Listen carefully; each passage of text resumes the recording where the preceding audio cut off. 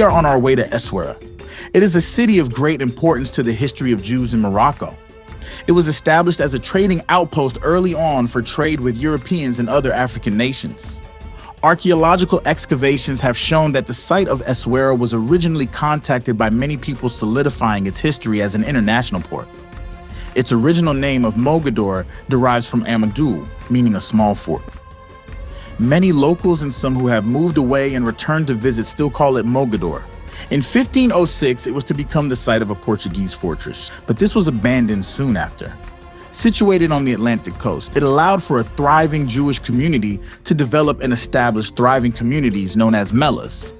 Throughout this journey, we will be exploring several mellas all over Morocco.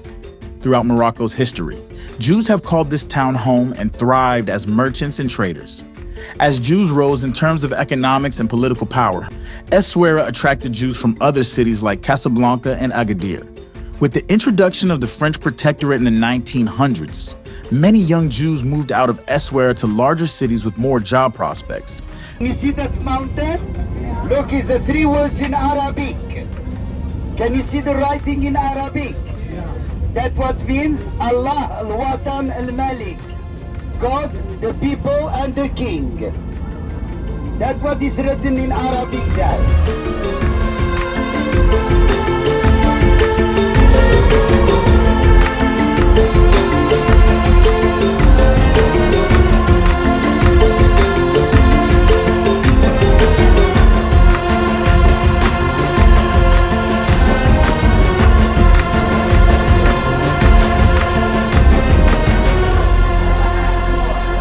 To our surprise, we are invited to a concert of classical and traditional African music. It was hosted at the Darsouri Cultural Center. I will link the entire concert to this video.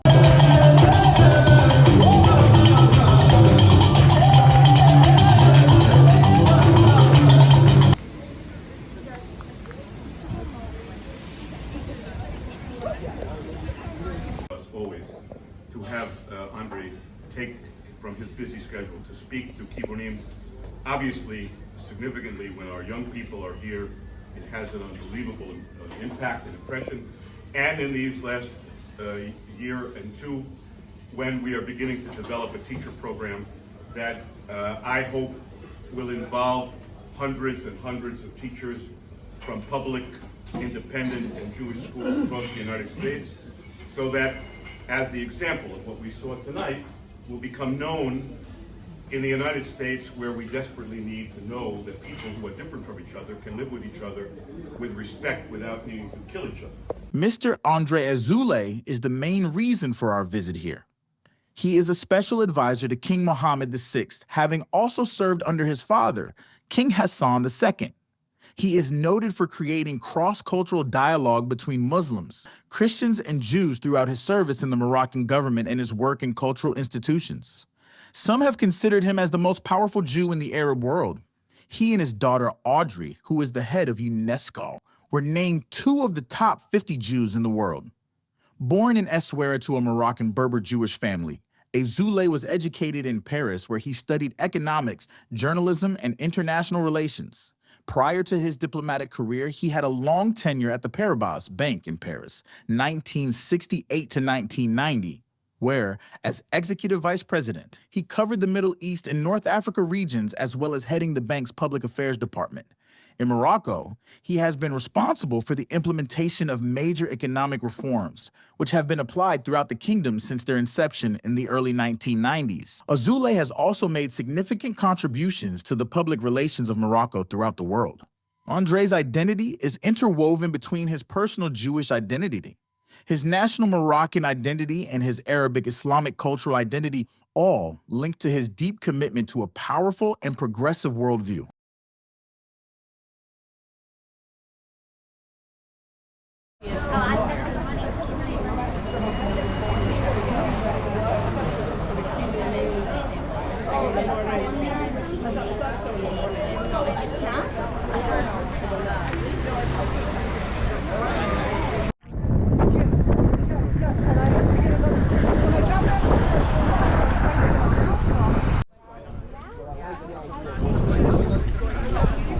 Are you having a good birthday? What's up?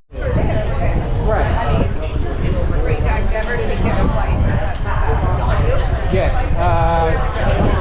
No, not yet.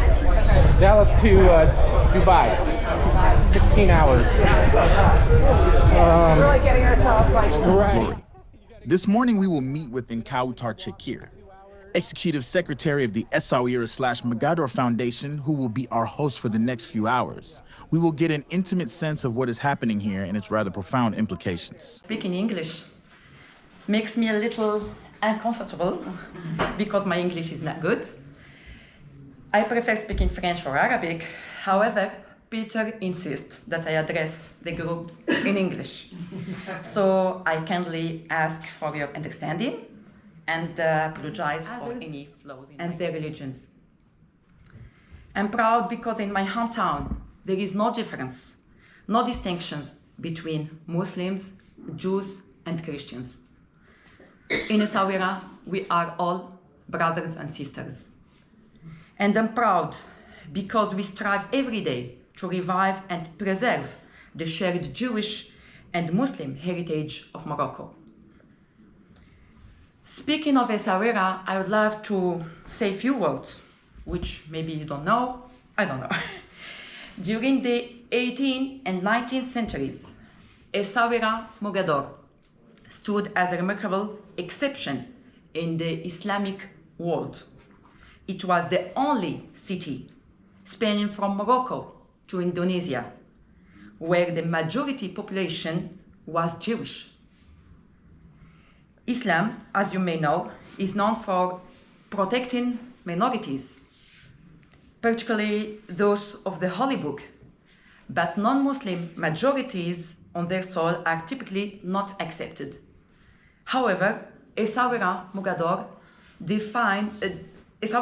defied this norm and became a unique case in the history. At the time, the overall population in Morocco was relatively small, with approximately 20,000 to 22,000 people. The Jewish community alone accounted for nearly 15,000, thus creating what we refer to as the Moroccan exception.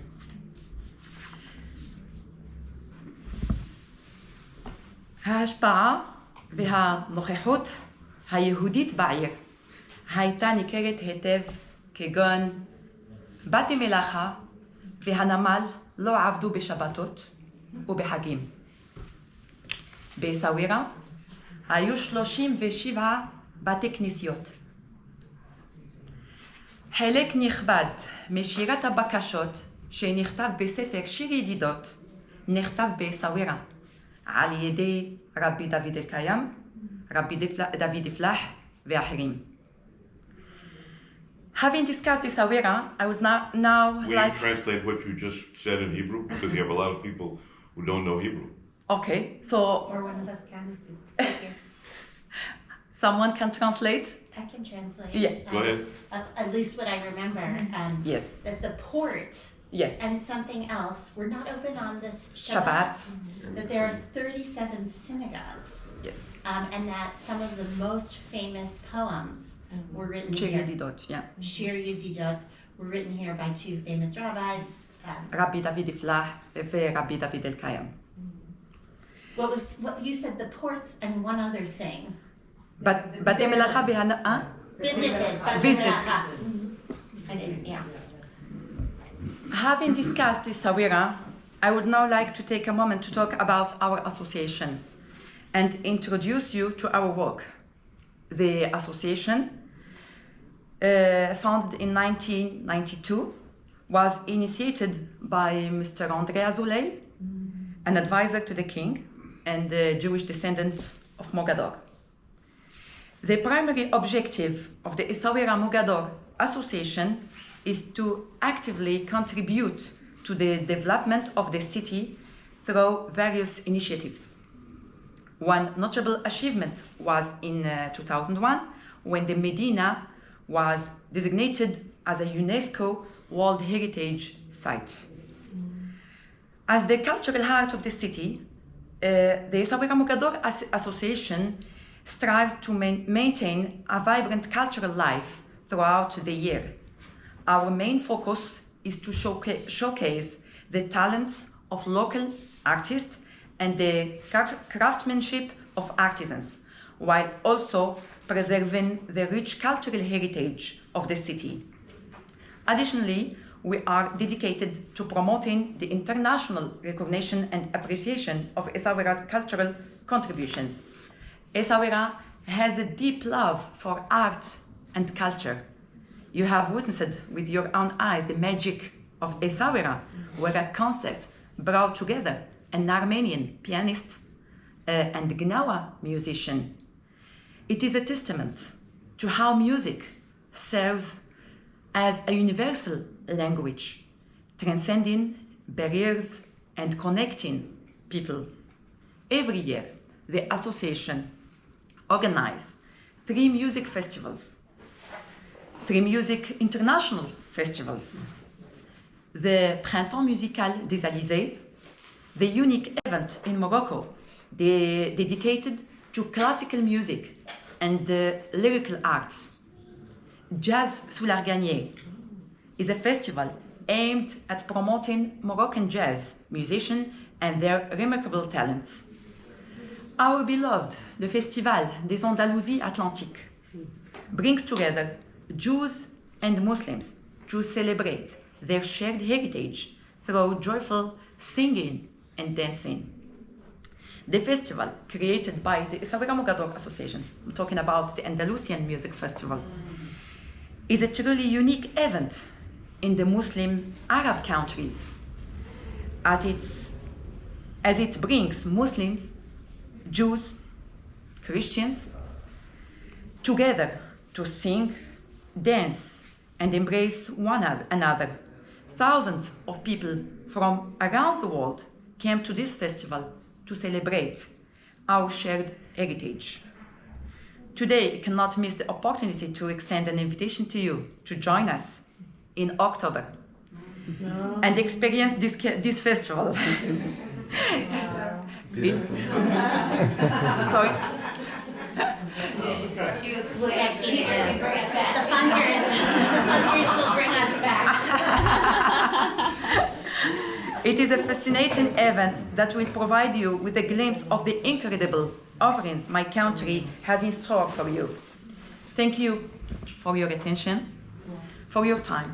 And I would love to tell you again, Ahlan wa sahlan, Ani meod smeha, to welcome you here in Essaouira. Ubrochim habayim.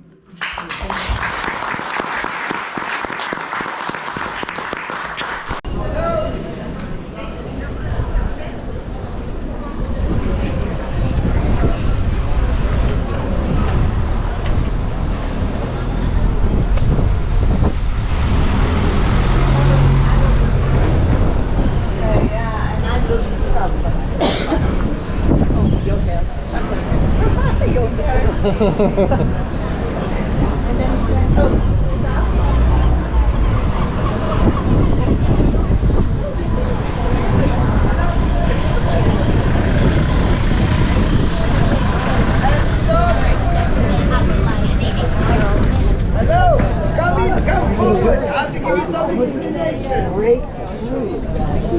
Okay, now we are inside the rampart. As you know, those are was made by the Portuguese with the originally block. In here we had is only the city that we had 2 Jewish quarters, not only one. Where we are going now to Bayt Dakira, we call it the new Jewish quarter. Then we go to the house of the Rabbi Pinto, is the old Jewish quarter. And God forbid that somebody from here will marry somebody from there. Why? Because they show it as a low class. As Rabbi Pinto, he was the famous Kabbalistic and the rabbi, he was such a humble rabbi, he wanted to live with the poor. But it was a huge fight between this group of wealthy Jews with the other ones, why the rabbis are all there and not here. So Rabbi Pinto said that, as like Andre Azoulay said, you know, of 60,000 Jews, they had language, and especially like all the North Jews in Spain, they only spoke Spanish. And the Jews in the North, they only spoke French. So, you know, they never, Arabic just came, like I told you, when we speak Arabic, it's a very dialectly Arabic.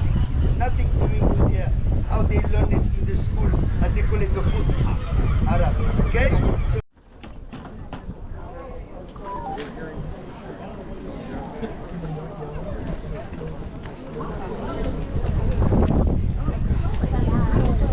Did you see what was in that wheelbarrow? Sorry? You see what was in this cart? A sheep. A lamb, I mean. Yeah. Now I gotta look in every cart. What do you got in? What do you have in there? What's in your cart?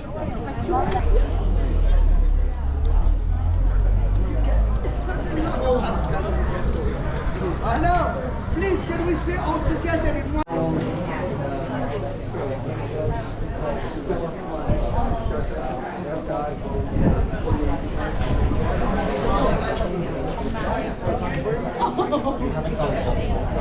I teach in a private Jewish school, Los Angeles. I just finished my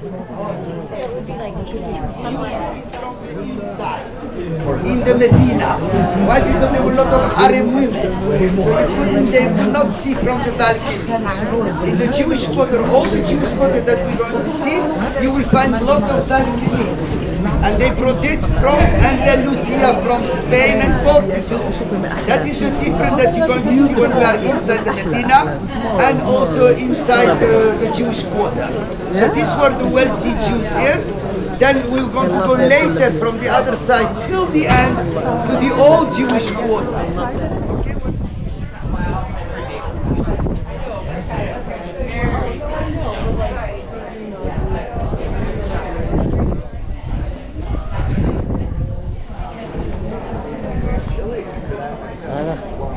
Yeah.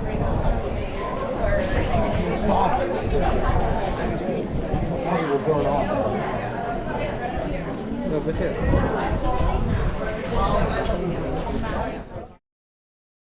We are meeting in Bayt Dakira, the beautiful house of memory in the Mellah of Essaouira. This building was the home of one of the very successful Jewish merchant families of the cities, and this was their private home with their own private synagogue. When Kavunim first came to Morocco in 2006, this site was almost entirely in ruins. The Essaouira Foundation has restored it, turned it into a museum, and returned the family synagogue to its former glory. Okay, then we'll give you the explanation when we are inside.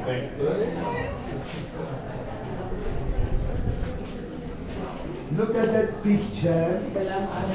Okay? Then he will let you know. So this is the picture. And this will give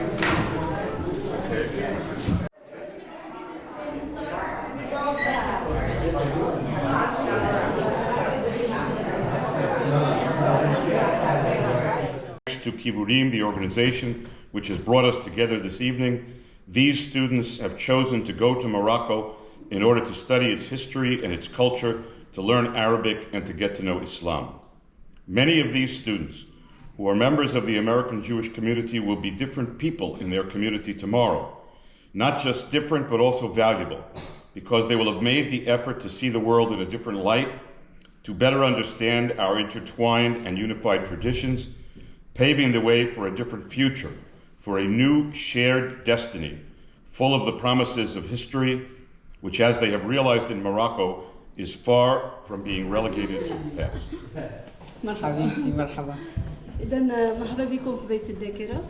Welcome to you all in Bayt Dakira.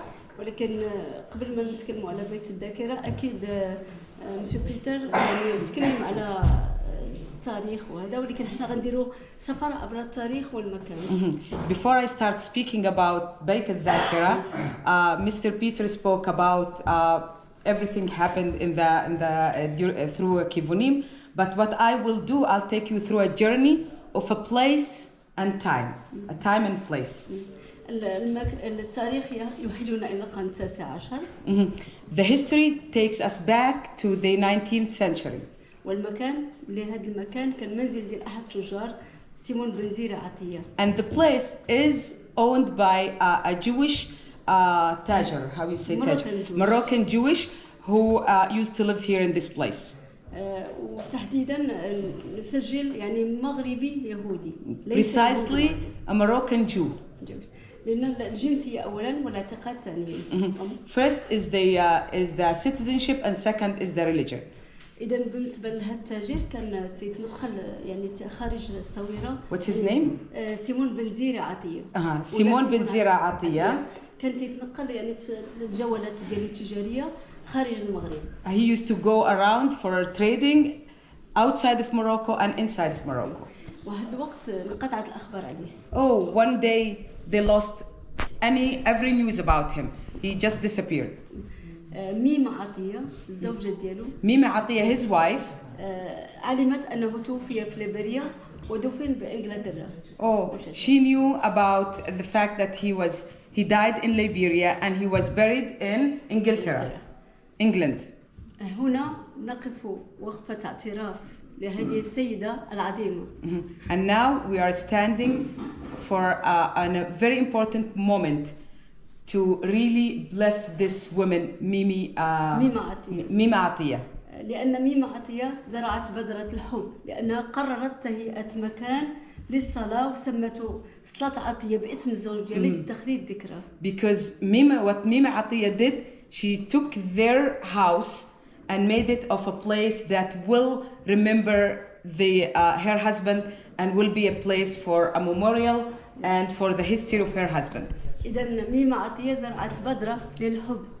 She planted the seeds of love in this place. وأكيد المملكة المغربية قالت نعم لهذه البذرة وأعادت زرعها لتكون هذا الصرح الذي نتراه. And Morocco, after Mima Atiya planted the seeds of love here, the Moroccan country and the royal family, they absolutely added to these seeds and watered these seeds. إذا نؤكد فقط نشير لأن Her Arabic is amazing. Her Arabic is so deep, unbelievably. لا فقط She's like a poet. أقولها بكل فخر وتقدير لهذه السيدة التي قالت يعني كانت واحد البذرة ديال الحب والوفاء حيث قررت تهيئة هذا المكان وسمته صلاة عطية بيعة عطية. إذا أي واحد جاء يصلي داخل البيئة أو داخل الصلاة أكيد الرحمة توصل. هي صدقة جارية. She's grateful for this woman, Mimi Atiya, that she created this place and she planted the seeds of love. And precisely speaking of a woman who did this, that's why Gita is so excited and grateful that this was done by a woman, that she opened her house to people that they will pray for love and for peace. And now we do like this. Now this.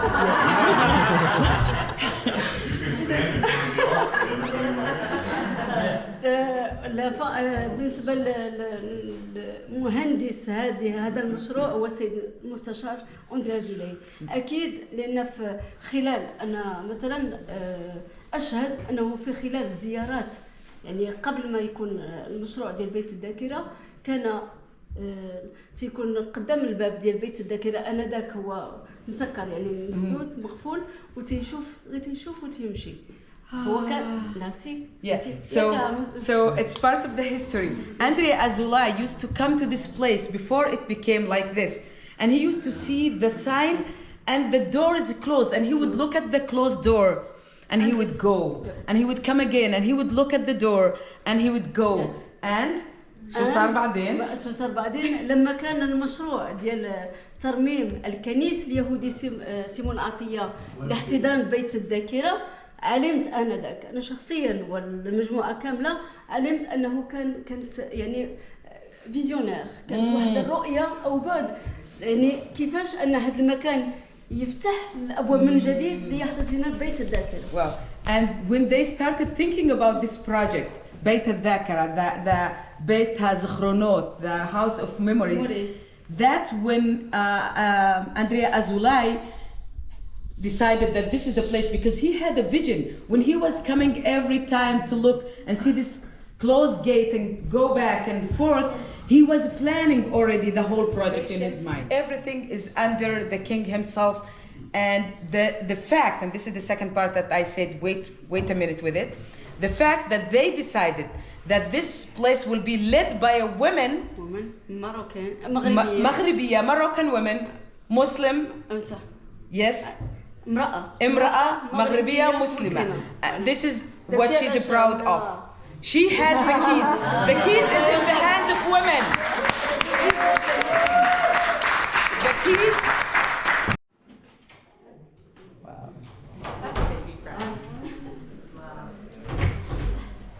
تحت.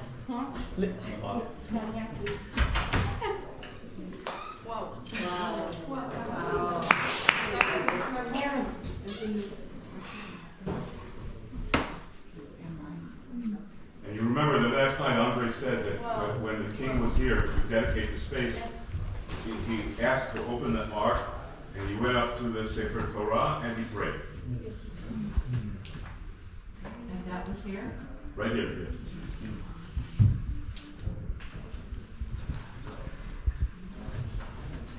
Should we do a quick prayer?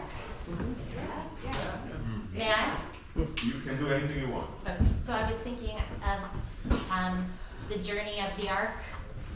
Vayihi bin Soa ha'aron, Vayomer Moshe, and then Uvnucho Yomar, Shuva Adonai Ribavot Alfei Israel. That we say when we open the ark, we say, "Oh look, the Torah is journeying," and then when we put the Torah back, we say, "Oh look, the Torah has been put back." And these are two verses in the book of Numbers that we read a few weeks ago that actually have these very strange letters around them, that the rabbis, the Talmud says, these two verses have been moved. And so the Torah itself moves. Wow. It journeys with us.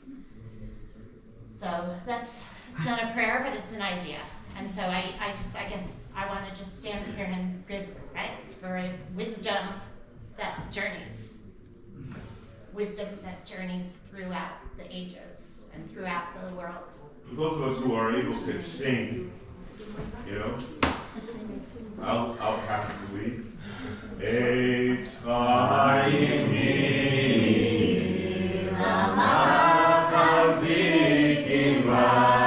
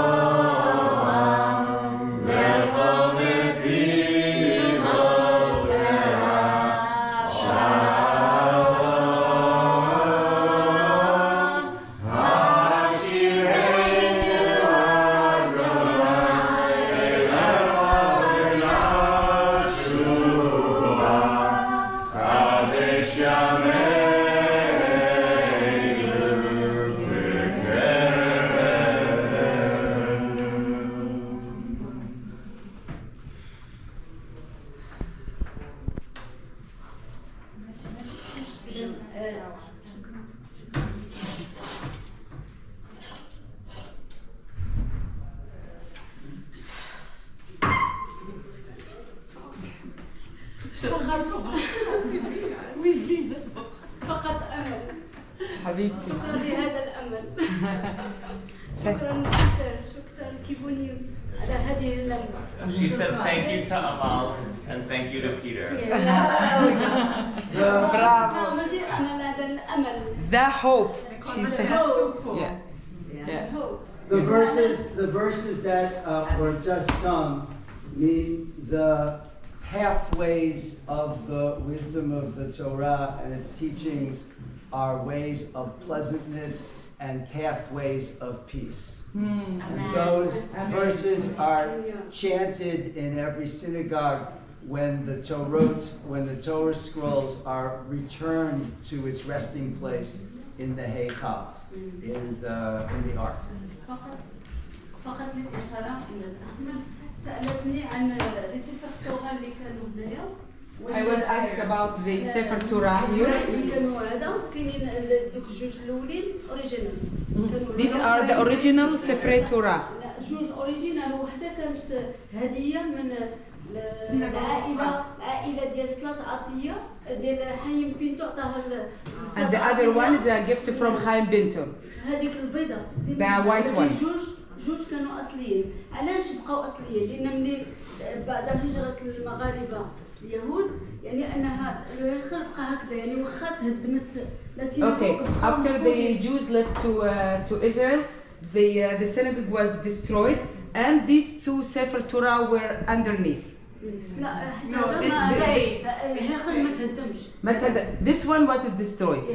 This and the Sefer Torah was inside. فوالا لان اللي بقاو اصليين من العتاد اللي جابت ميمه عطيه من انجلترا، حيت هي جابت العتاد من انجلترا، بقى الباب اصلي باب. The door is the original, and the other stuff ميمه عطيه brought from England. لان الاخرين كانوا تهرسوا عاد كان لي زمان باش يترمموا على الطريقه الاصليه. And then they renovated it to really match the original building.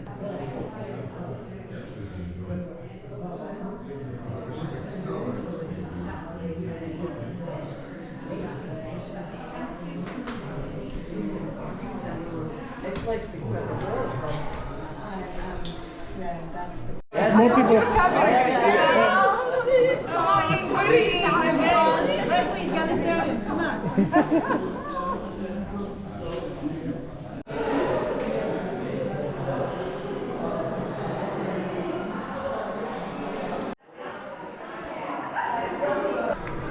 I like that picture. Oh yeah, this is a good picture. Oh wait, someone's down there.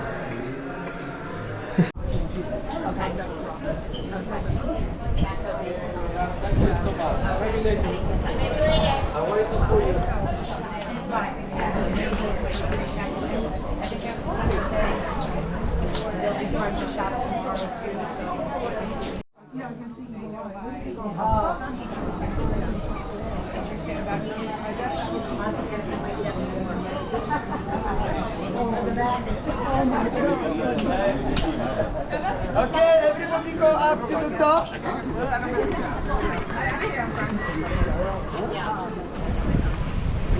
Okay, give it to you. I want to see. Yeah, right. Pictures. Oh, it's a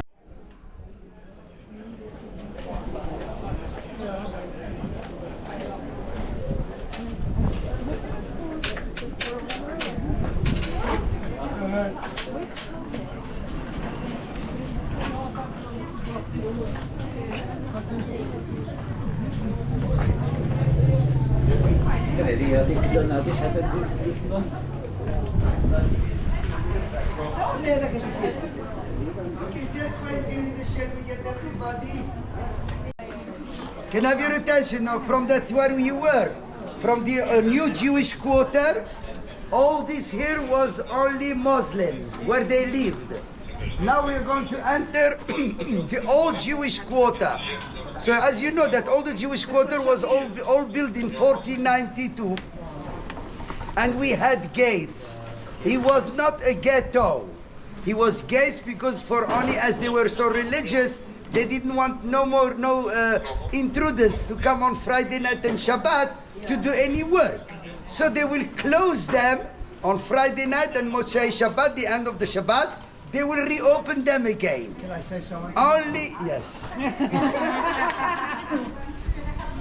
I wonder if they also closed the gates so that they could carry inside of the neighborhood. Because there's a Jewish law called an Eruv, which it is otherwise forbidden on the Sabbath to carry from a private to a public domain. So if one were to carry from inside of one's house to the street or vice versa, that would be a violation of the structure and norms of the Sabbath. By closing the gates, the neighborhood becomes enclosed completely, and then it serves as a private domain, a reshut ayachid, enabling people to carry from both directions. Well, for that, actually, they also that had in their mind also. By when the French, they came in 1912 in Marchemam, when they came inside, they told them that the gate has to be closed every night. By the French. When they came here, they created as a ghetto. They told the Jews that as there were a lot of Jews, there were doctors, lawyers, accountants, they can come out. but they cannot live outside of the Jewish quarter. They have to go back. Only the time of the independence, like I told you, by King Mohammed V, who said the citizens of Morocco, you may live anywhere you want. So the Jews, they start to come out from the Jewish quarter and living everywhere as they want. May I say one thing? After Rafi mentions the French, he uses a very endearing Hebrew phrase, Yamach Shamam, loose translation, may their name be blotted out. Oh my God, that's the French then. We can't say, I don't know who's here, origin, we need to be. And that would also, when we were young, you know, when I was still talking to my father, I was and I said, you know, in your time, the French, he said, all the time. So that would stay in our head, you know, to say that every time, because what they did to the Jews. Okay, let's move. Okay, until the French they came, they brought it in. But that's what they did good to the Jews. But they had this public fountain, can you see? So everybody will come, will take the water and go to their home. Only when the French came, they brought the running water and electricity. Here in Essaouira, the Jews put the mezuzah from the outside of the door, not because they were frightened. When I asked them, they said, this is our tradition that we do. But I said, how do you know that it's a Jewish home? I'm going to show you. So we have the two houses, they have a sign that is a Jewish home. In all these things that you see here, everywhere here was Jewish. This was a meshwar, where the rabbi every time between Mincha and Ma'ariv, he will be sitting here with all the people and he will give them a lecture. In this area we call it a meshwar. In the narrow street they were all Jewish here before. But where's the gate? The gate normally was one here and was one here because that was the Muslim part. And this is empty, everything is empty? Be careful. Oh, he's alive. Oh, hello. للعيد ما شاء الله. عيدك مبارك. If he knew that lamb what is going to be, he would be running away. Come forward. Look at those two doors.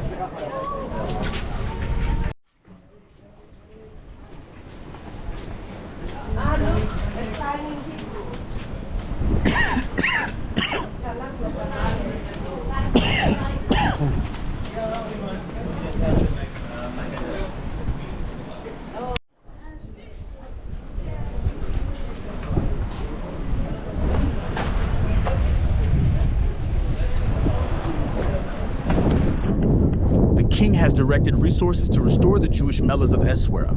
This includes the home of Rabbi Haim Pinho, one of the most revered rabbis in Moroccan history. According to historians, his home was built in 1860. Today it includes a synagogue on the upper floor and many photos documenting his life as well as life in the Mellah. The Mellah became so crowded that eventually the town developed up to 3 Mellahs. The only town in Morocco to have as many. Nice job. When I don't like somebody, I'm going to cut his head off. And I want you to preserve it in salt. That's what the work he gave to the Jews and made them dhimmi, low class. So this is just this one period. Not, later on, when the Toshavim and Megorashim were living together, they did not marry, but they did not have to dress like this anymore. No, they don't. Okay. Only the Toshavim and Megorashim, because you are not the same. That I know. I try to understand. The dress up was by law of a dynasty. I guess the question is, On rabbis and to have a respect on the rabbi, even they are dead. Yes, you will see, go to their grave, you'll see them there praying and crying, but they never used to cry to him. We all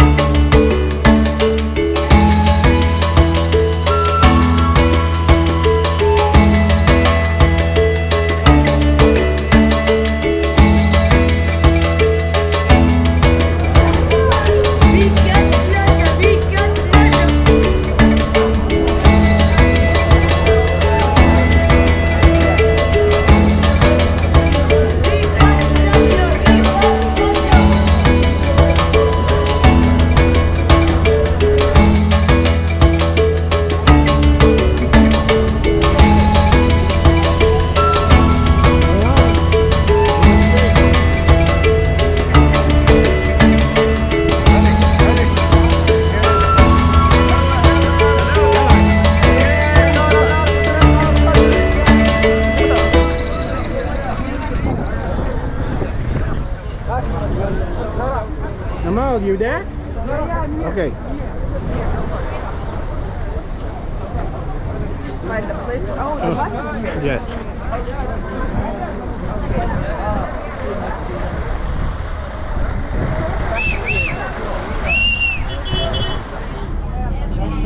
Azoulay. What is the name of the hotel? So the name of his M Gallery. So everybody knows it. Okay?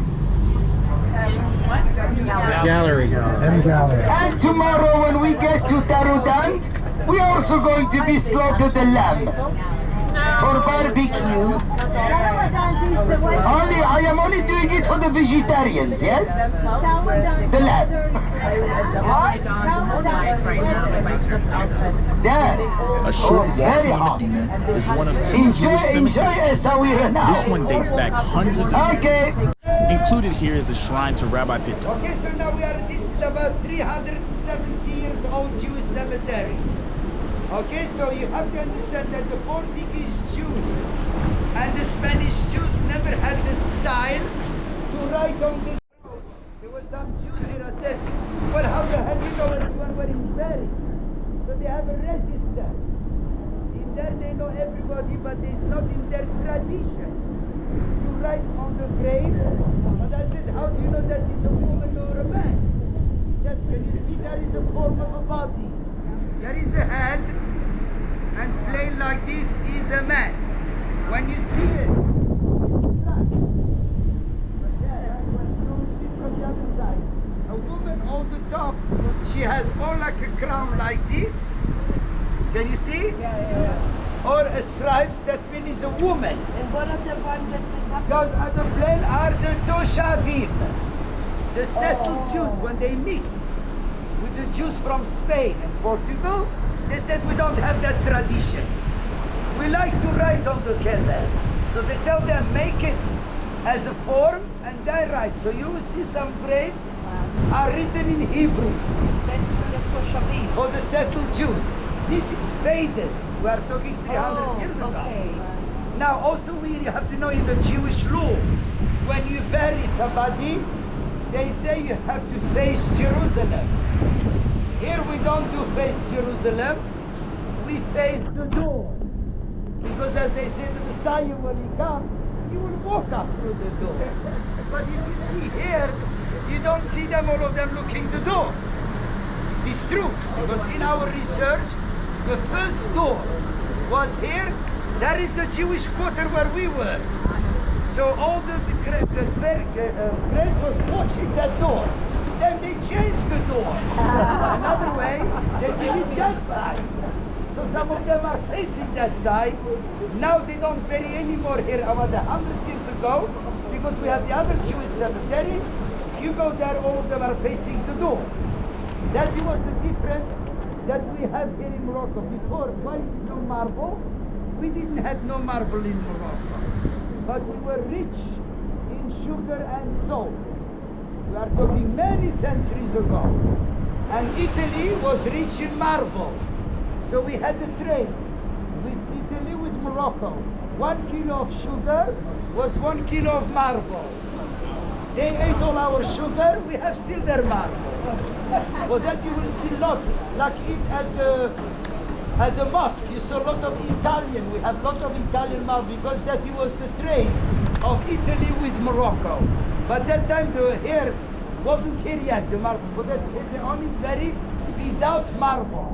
In the other cemetery you will find some marble. And we don't bury men and women together. Okay? If you buy your own private plot, you bury your family. But if not, the man one side and the woman one side. Today. Yeah. And I asked the rabbi why. But it's a difference. He said, all my life I am with her. I also at the dead have to be revealed. Well, they said this in the tradition.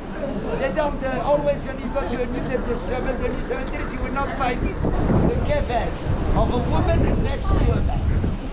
Now, that big dome that you see, that is the famous Rabbi Chaim Pinto. He's under the ground. But this was donated by somebody from Mexico also, that he built this beautiful dome. on this famous Rabbi Korab Hayim Pinto. A few years ago I was here, I came here with a couple of people, and I found a woman there crying like hell and shouting. I said, are you okay? Some water.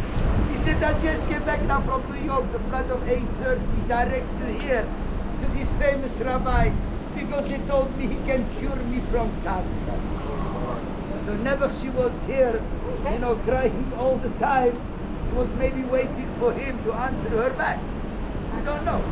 But you have to understand that the faith of the emunah that the Moroccan Jews they have on the rabbis is something, it is amazing.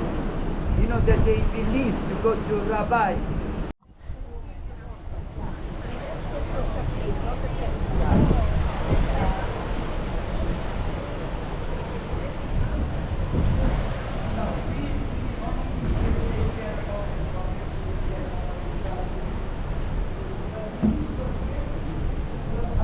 Okay, good. What's your step over there on the blue thing?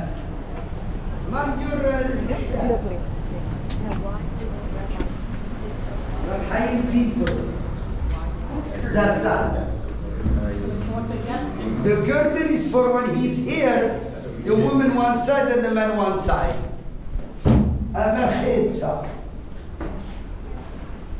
By a guy from Mexico to make this beautiful dome on the Rab Haim Pinto. When there are a lot of people, they come here and you know they do a lot of prayers of this famous rabbi. And he was actually a very big Kabbalistic. Very big what? Kabbalistic, you know Kabbalah. You know Kabbalah? Mystic. Restaurant from yesterday. Yes, it's open. Yes, there you can eat the salad.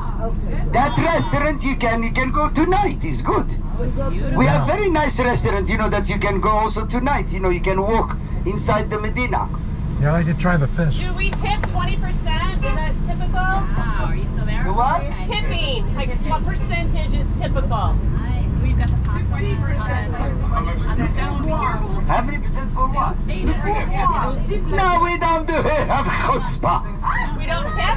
No, you don't tip 50%. I'm a shigana. Always, I tell you something. When you are sitting at the restaurant, example in the fish place, yes, and you eat, you or like or 4 or 5, everybody gives 10 dirham a tip, $1 a tip. We don't go here. It doesn't say in the bill that you have to pay 15% or 20%. Okay? Even you are in a nice restaurant, we don't go over $3. Okay? How long is the Now you are free until 5 o'clock. 5 o'clock you have to be there. You are going to show you the room where you're going to have your meeting. After till 7:30. Think how happy that. From 7:30 you are again free until you have a group thing or not? Well, because you have to know what is about the program of tomorrow. Tomorrow everybody has to do one night bag. We are leaving the bags on the bus because where we are going, not everybody is schlepping all these bags. Only one night bag, what you need for that evening. The rest stays in this bus. So we are not taking them. So tomorrow, when you pack the bus, will be one side, the bags they stay in the bus, and the other side where you're going to take with you to the hotel tomorrow night.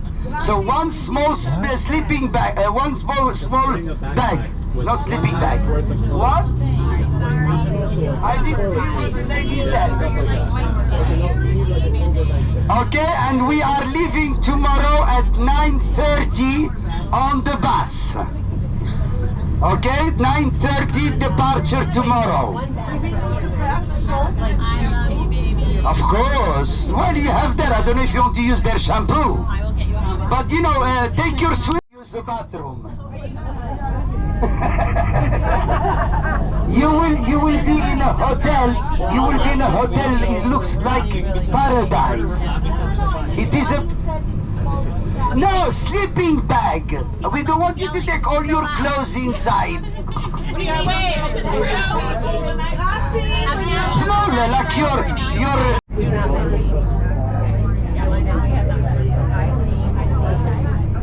There, can you see from here? You can see the hotel, M Gallery, where there are all the flags next to it, so it's not very far.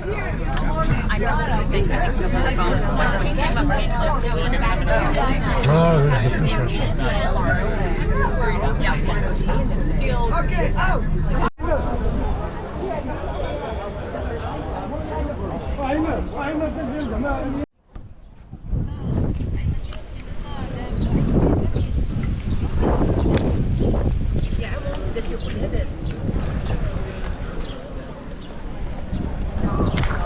Joe, I'll be right here.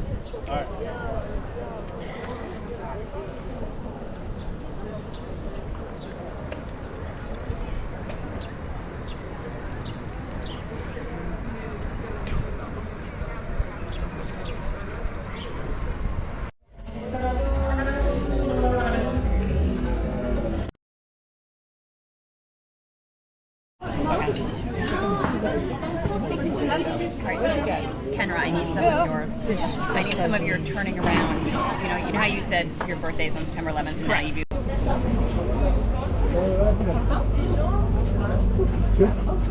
Okay, so you actually pick them and put them in a box. Yes. I guess these are boxes. You guys, this is on. So anything is good.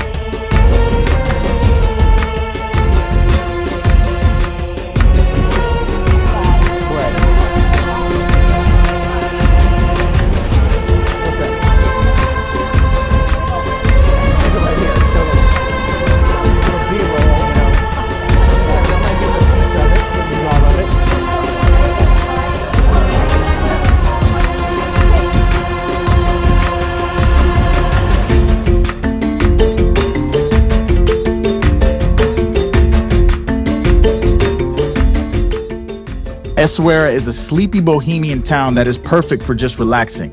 With clean beaches, delicious food options, this city welcomes international travelers.